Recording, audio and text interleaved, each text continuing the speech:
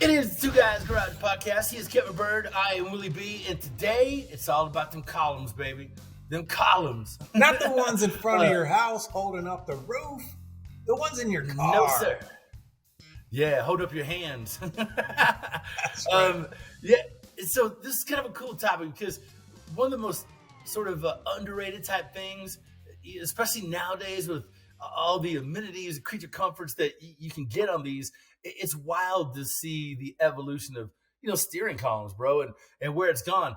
99%, I feel like of hot rodders out there, it's one of those things that you tend to forget until the last until you're looking over your ride, you're going, it's not quite buttoned up as sharp as I need it to be.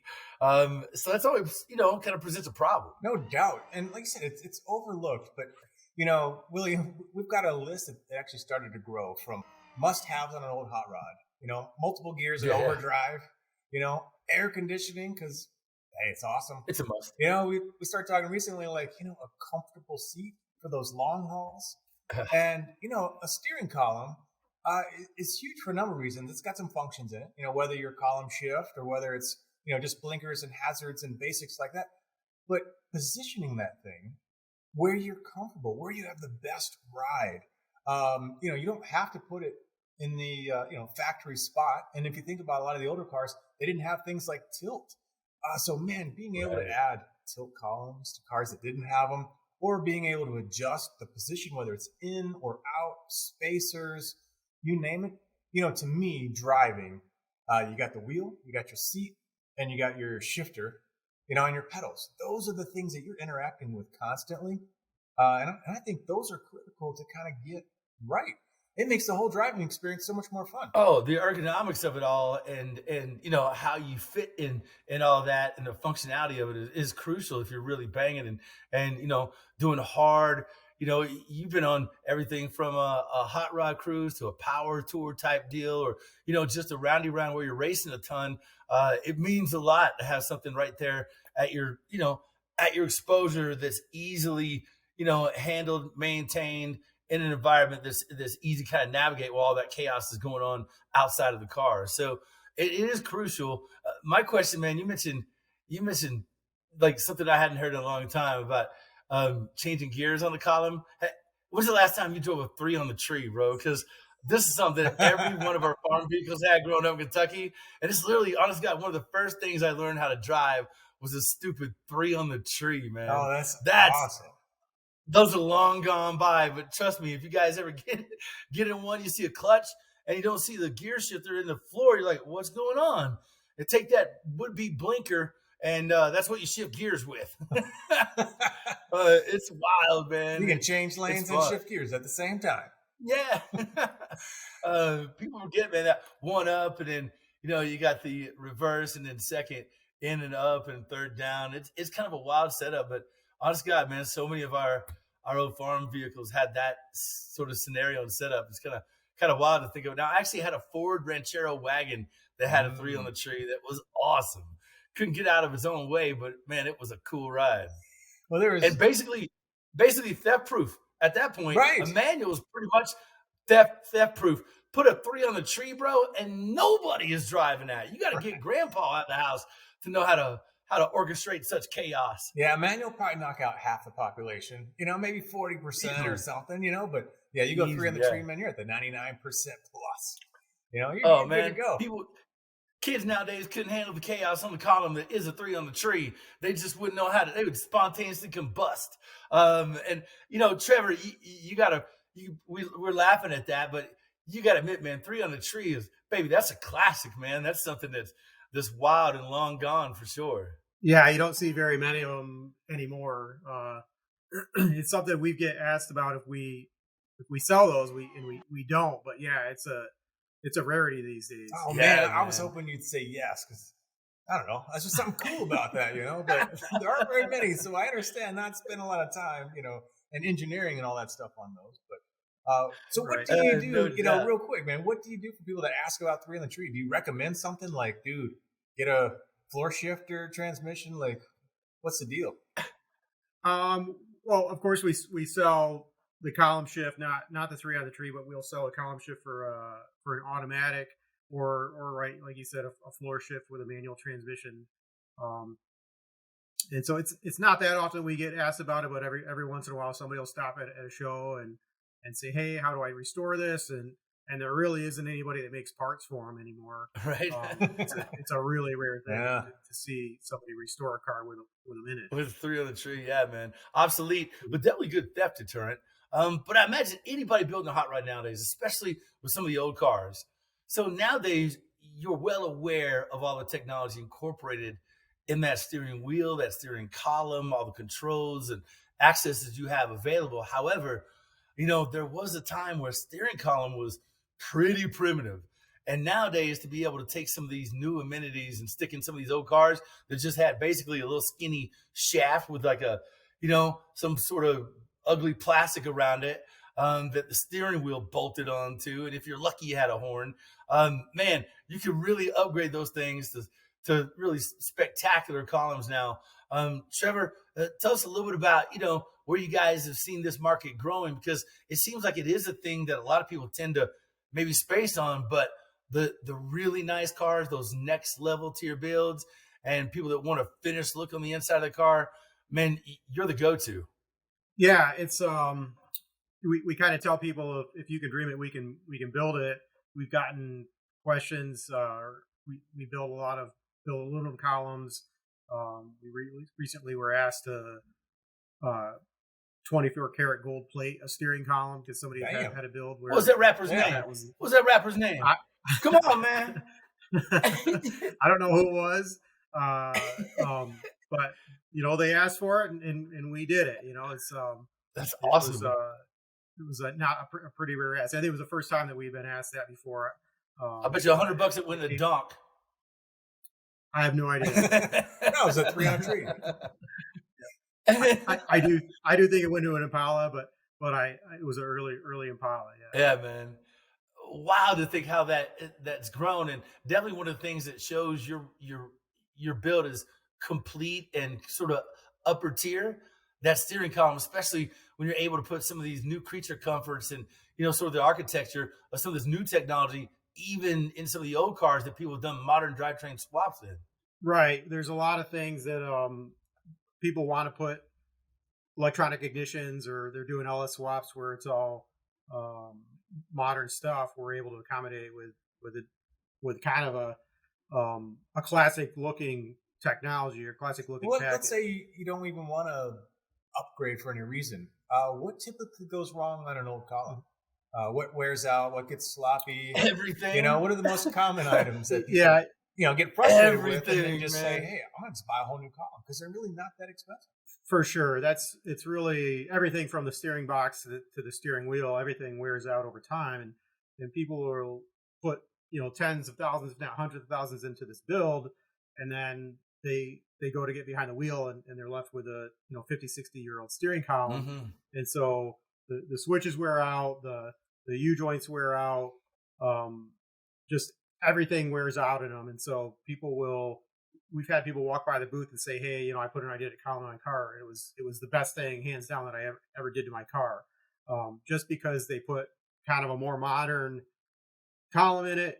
It's new. Everything's tight. It feels really nice. There's no slop in the steering. I mean, if you get behind a wheel and there's slop in it, it kind of destroys the whole user experience there. You're driving down the road and you're holding this wheel straight, but it's wandering all over the place. Not a great feeling. And so if you're building kind of a pro touring car or whatever, those guys want a new column that's nice and tight. And you do it, did I hear you correctly? You do it from the gearbox back so you can handle the gearbox as well? Because, I got a 58.5 Dodge Custom Royal D500. Car is such a beautiful gem. I've never lost a car show anywhere I've taken it. I even pulled up a picture here on my phone since we're doing the video thing. Look how sexy that car is. Here's the problem. Sweet, yeah. Here's the problem. I'm the only dude man enough to drive that car because it's got a wiggle wobble.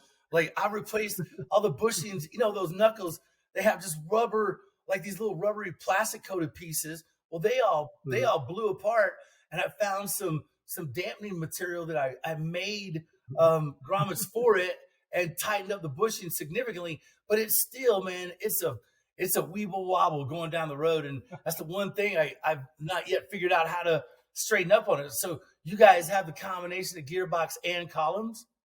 We sell Borgeson gearboxes. We don't make them, but yeah, we sell Borgeson boxes as kind of our preferred vendor for that. Sure.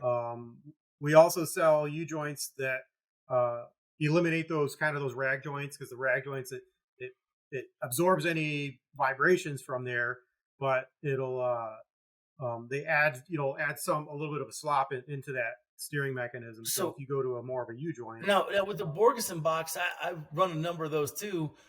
I have found that when I'm running those a lot, especially in several of my older cars, they make the power steering fluid significantly hotter. So I always have to run a cooler with some fans on it, because those Borgeson boxes tend to run a little hotter on the fluid. Is that something you see, or is that just in a lot of my old Mopars? I'm not familiar with that. I could talk to some of my tech guys, see if that's something that they see regularly. See that Charger right behind me? Yeah. Borgeson box on that one, 14-1.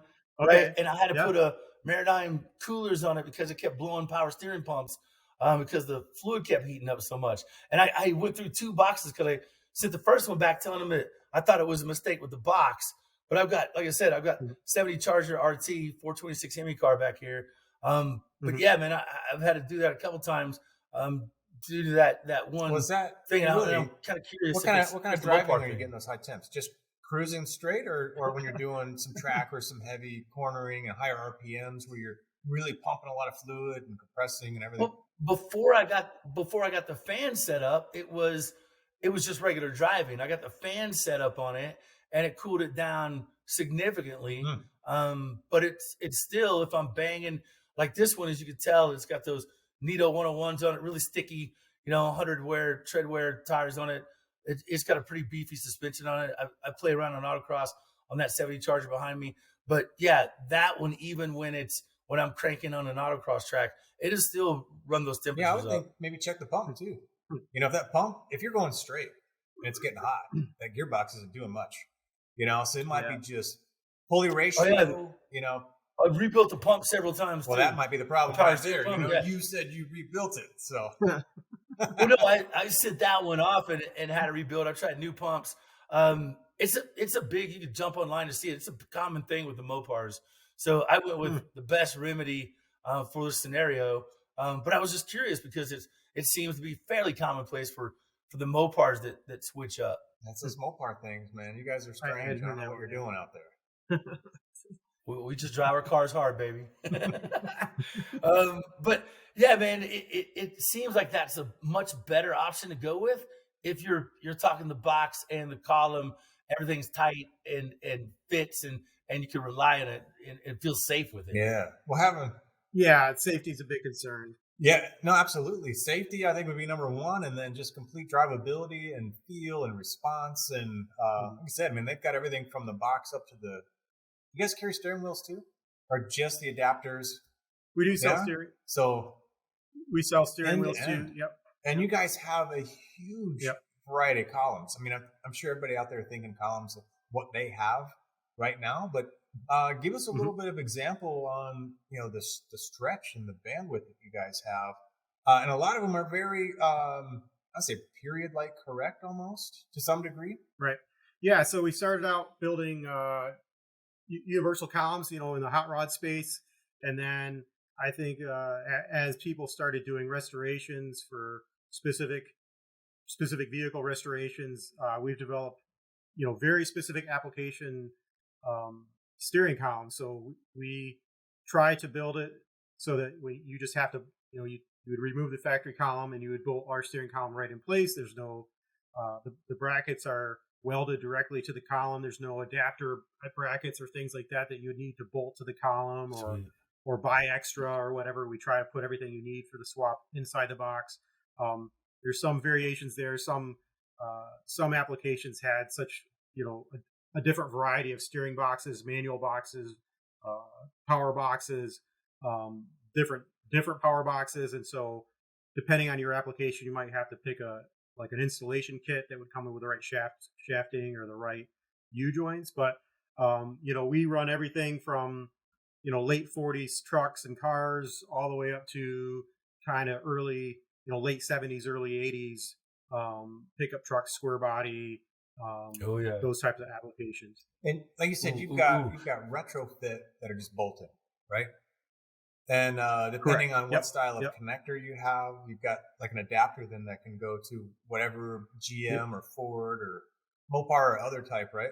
Yep. There you go. It's right. We would include those adapters right in the box. So if you got to go to a Ford harness or whatever, it plugs right in. Same thing for So that's Mopar. the just full on take a couple of bolts on. And if you've never taken out a steering column, you will be surprised how simple it is. There's like 3 bolts and a Scary. Yeah. It's connector. scary Yeah. actually. Yeah, you're like, that's all that's holding that thing in. I mean, this is steering my dang car. Right. But yeah, to do a complete Right. retrofit, you just disconnect the U-joint, rag joint at the bottom pretty much, and you've got maybe a couple of bolts bolting it underneath the dash, and kind of almost slides out, and maybe you keep your wheel, maybe you freshen that baby up. So maybe there's not even that one to deal with. And then for those, you've got typically a lot of options, right? You can do tilt or non-tilt and different finishes. Whether it's powder coat or paint. What do you guys do in the chrome and all different looks, right? Yeah, we offer basically either a brush steel finish, which is what we call paintable steel. So it's ready to be painted when you take it right out of the box. We offer a really nice black powder coat. It's a satin powder coat finish or chrome. And we have a triple plate chrome that we still do. And then of course, tilt, all kinds of options you can add on the column, whether you want a high beam dimmer switch or a wiper switch or cruise control. You can have all those things added on. Man, I want the Waffle House column: smothered, covered, chunk top, dice, high beams, tilt, low beams. I want it all. 24 karat Yeah, gold. baby. Hey, we're talking about sort of how everybody is taking old cars, be it muscle cars or the old family rides make a badass hot rod nowadays, and a lot of people are just throwing all kinds of modern drivetrains in them, putting everything from smaller superchargers to. I heard the big thing now is the big 3.0 is hitting the market, so everybody's dropping those on, making god awful horsepower. Love it. But really, when you get to the interior, man, there's a lot of sacrifices a lot of guys make when they go to older cars. The creature comfort issue is just not there in a lot of these old cars. The interiors were kind of a throwaway, a lot of plastic, rinky-dinky components, buttons, clamps, and whatever. However, when you get that steering column, a lot of the gauges and the old clusters were really cool. And the steering column was just, it looked like a dude that skipped leg day at the gym. It's just kind of weak, sort of say. But it's something that these guys can really address in big ways. How are you taking modern drivetrains and making all the coolness that's available with modern cars, modern drivetrains, and putting that technology or increasing the ability to have some of that stuff in some older cars, be it muscle cars, station wagons, or whatever people are choosing to throw Gen 3 Hemis or LSs in? Yeah, the columns are the only place where you really would have an issue is in the engine compartment, where you might have, if the engine's larger maybe than what the factory one was, you might change the U joint you may have used or something like that. But the steering column is completely allows all of that the other stuff to be used, whether it's modern electronics and things like that. We've kind of our ignition columns, we've kind of thought ahead with all of those things. So maybe where the factory column may have only had a single circuit or 2 circuits for your ignition and your starter circuit or whatever, we kind of built in an extra circuit in there that can power all of the other electronics that you may be installing in the car. On the bottom end of the column where you're passing into the engine compartment, I would say they're built better than they were from the factory, and you would be replacing all that shafting, all those U joints with something more modern. A lot of them are smaller, more compact than what they were from the factory. That kind of allows you to put a bigger engine in the engine compartment. A lot of the chassis builders, they're moving towards like a rack and pinion steering, and of course that kind of makes things even easier to kind of For sure. do your engine swaps, that sort of thing. Small U joints. It helps with the whole process of doing LS swaps. A lot of guys that focus on LS swaps, they're also swapping the steering columns because people want to drive a new car that looks old rather than an old car that's sloppy. Yeah. And even like you pointed out, Willie, if your column's in good shape, you're happy with it, Maybe even you can get a different dish on your wheel or a spacer to get it where you want it to be. Fore and aft, just replacing the rag joints with modern U joints that are nice and tight fitting. Like a huge difference. So there's a lot of different options depending on what you need and what you're looking for. And then we talked about the bolt-in, the retrofit, but you have universal ones of all different sizes and shapes, and you can do custom ones, right? So if you have a certain length that you want to do, as you said, so you don't want the protrusion out the firewall. You need to get things turning and moving around headers on that side of things. You've got drop brackets, so you're not let's say limited by where the old column was. Maybe it's too high. Maybe you want a little bit of a drop bracket, or you're building something completely custom.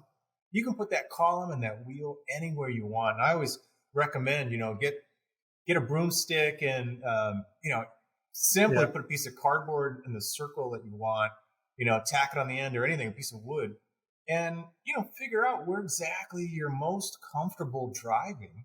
And then you can, measure up your column, order it exactly to that length per se. And then your bracketry, you can set that column for you, not anybody else, not that average 95th percentile or whatever they designed for back in 40, 50, 60, whatever.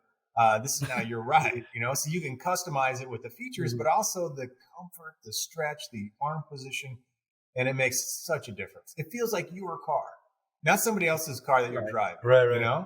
It's amazing. Well, and Trevor, what are you doing about so many modern cars today have very small, almost half columns, big, thick, square kind of things. What are you doing about shifting over to any of that? Are you guys building anything that looks like that people can incorporate in some of the old cars? What's sort of the plan of thought with some of these more modern columns, or at least getting that sort of look? We have built some lightweight steering columns that would go into a more modern vehicle that, if you want to think of like a modern Mustang or a modern Miata or something like that, where we built a race column. And a lot of those kind of the plastic enclosures, we work with that. We allow those to be bolted back on, so it kind of hides maybe the factory column that was really, really clunky and kind of overweight in some cases. There's a lot of people that have actually put our column in a modern interior because they wanted to get rid of all the clunky stuff that came with the more modern column. I would say, a lot of that stuff was added for, let's say, airbags and those types of things. And so we wouldn't recommend people really get rid of that stuff if they're going to be driving on the street. But there's a lot of people that track their cars, and so I wanted to hit on that. Offering, you guys got a lot of performance-based stuff. So what are some of the ultralights, some of the performance-based stuff, some of the things you're really hitting out of the park for people that are, trying to ink out every, ET, thousandths of a second or millisecond on a autocross course? Right. So we have a couple different product lines that are lightweight. We have something that's called a Pro Light, which was a kind of looks like a universal column, but it weighs about 6 pounds. Would go into like a vintage Camaro or Mustang or something like that. And then we have what's called the Pro Fab, which is it's sort of a retrofit column where you can bolt it into some of the more modern vehicles, Miatas, Mustangs. And we, those you're talking maybe 2.5 pounds, where the factory column was around 20, 25 pounds. So it's a significant weight difference. Yeah, man. Wow. What's been your biggest sort of explosive market of late? So many people are in the trucks now. It's just insane. I feel like you can't, anything truck related, you can't make enough of right now. There's trucks, and I feel like trucks are getting bigger. It was, square bodies the last 2 or 3 years have really exploded. And now we're seeing a lot of Ford trucks because the square bodies kind of got unaffordable, and now people are going after the Ford trucks and they're restoring those.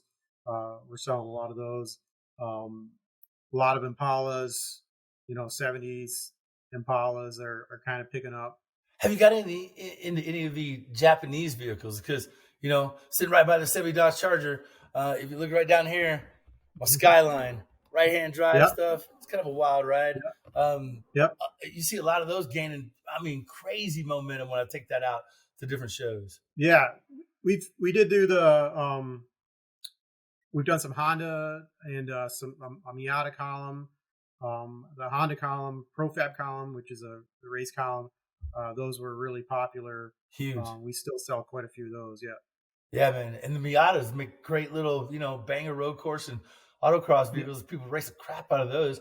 You got some for those as well? we do. Yep, we have the Mazda.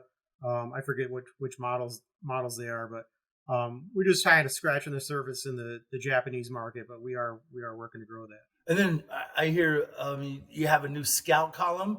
That's got to be big because the Scout market's blown up, like much like the Square Body did a couple years ago. People are finding all those older SUVs and trucks that Yeah. people forgot about. They're kind of back in the world, and man, they're creating big demand out there for it. So you guys making a Scout column now? Yeah, we did that just because we have a couple engineers here and myself. We have some friends that are scout owners, and we just kind of did that. Just kind of we're like, hey, here's a box that we haven't checked off. Let's build one. It's kind of similar to like a GM column.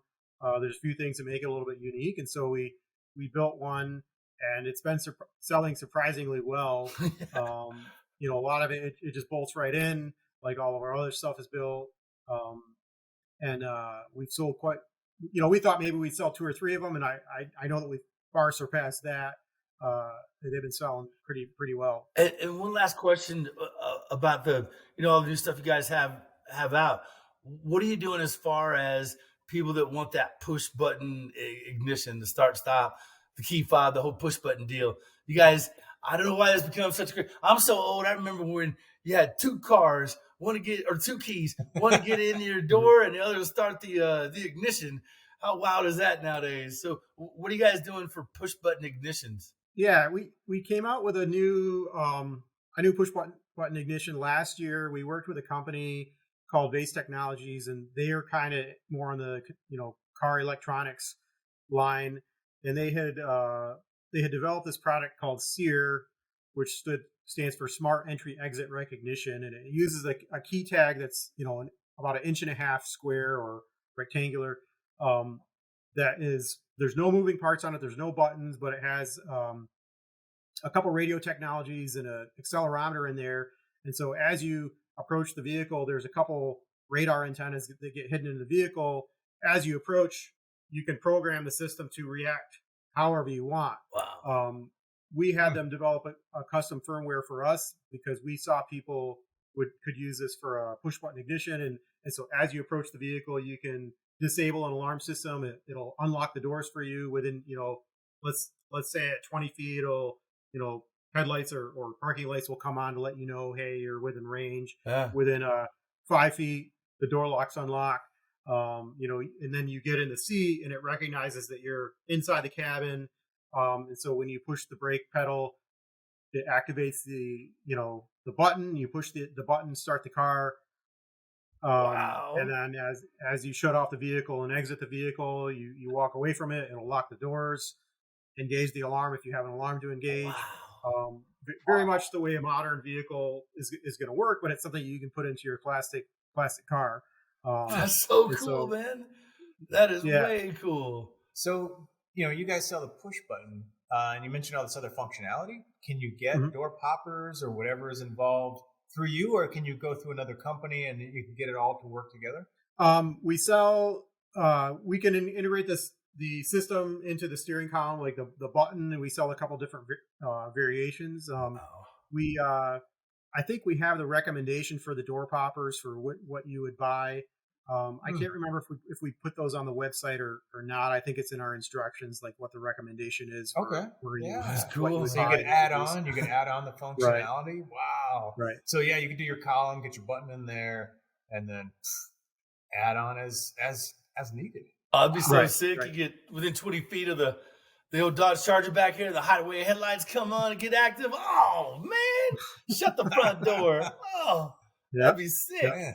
Way cool, man. So look, how do people get more info? And I'm sure you guys are probably just inundated with a lot of tech calls. Imagine you have a good group of guys and gals there that that know this arena very well, because every column seems to be a little bit different. Every project, every car, every build, every column, however you want to call it, seems to be a little bit unique to what they're doing.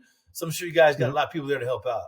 Yeah, we have 5 full-time salespeople on staff. So the majority of what they do is technical support type things. I have this vehicle with this power steering box or manual box or whatever, and so they'll advise people, here's the U-joints you want to use with this steering column. As different builders, they use different chassis.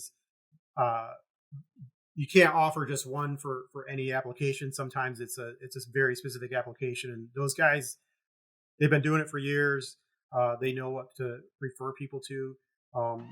Also, we've got IDIDIT.com on our website. We have a little chat tool on there. If you go out there, it's just a simple quick question. You can throw your question out there.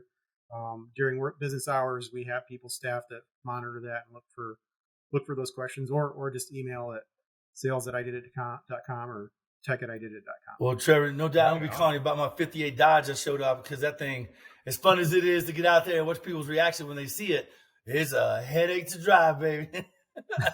Yeah, you gotta give these guys a call now. Give them a shout out on your open house, because that's coming up pretty quick too, right? Oh, yeah, yep. August 26th here in Tecumseh. Last year we had over 400 show cars that showed up.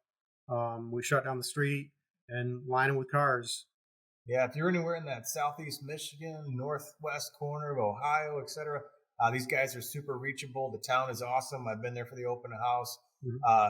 Great little town to visit. Great little show. You can see behind the scenes there a little bit with those guys. So definitely want to check that out if you're in the area. There you go, man. Cool.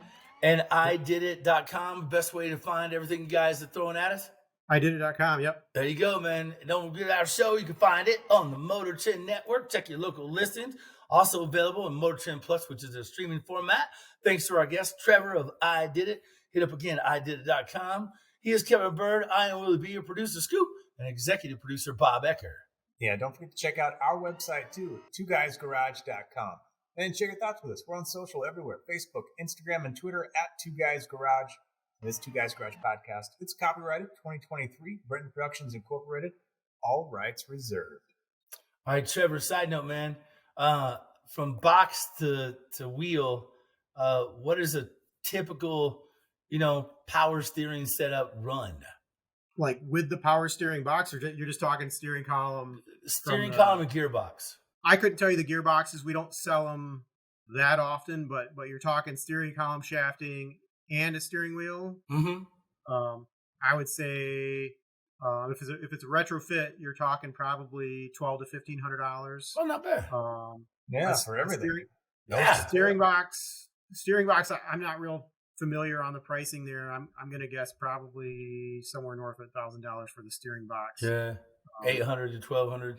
Depending on where. Yeah. All right on, man. That's all good stuff to know, and definitely affordable when you think about what you're getting in the end. I got one quick one for you. Weight savings on the Pro Light. Oh, we went over that, dude. 25 to 2, baby. 25 to 2. Shut the front door. Wow, what? Man. Wow. Yeah, I lost my auto there for a minute. Yeah, man. That's like, that's one stomach flu away from my goal weight. That's 23 pounds. That's pretty cool. All right, man. Trevor, thanks so much, man. We appreciate it. Hope you guys enjoyed it too. We'll catch you in the next 2 Guys Garage podcast. See you guys. Thank you, guys. Thanks.